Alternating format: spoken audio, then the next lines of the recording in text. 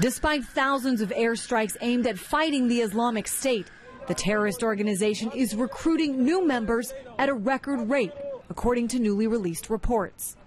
U.S. Senator Ted Cruz blames the Obama administration, citing months of bad policy. What has been very, very troubling, watching the administration's approach to ISIS, is that it is disjointed and half-hearted and ineffective.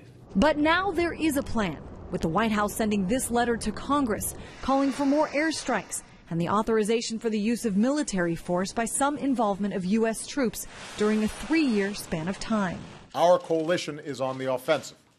ISIL is on the defensive, and ISIL is going to lose. This resolution to Congress is just a first step. President Obama is expected to lay out a more comprehensive plan to combat ISIS sometime next week. Why is it important to know the enemy? Ahead of that, the conservative Center for Security Policy in Washington laid out their own plan. They say takes a different approach entirely, changing behavior in the West and preaching better understanding of who the enemy actually is. We're not dealing with an Islamic State in isolation.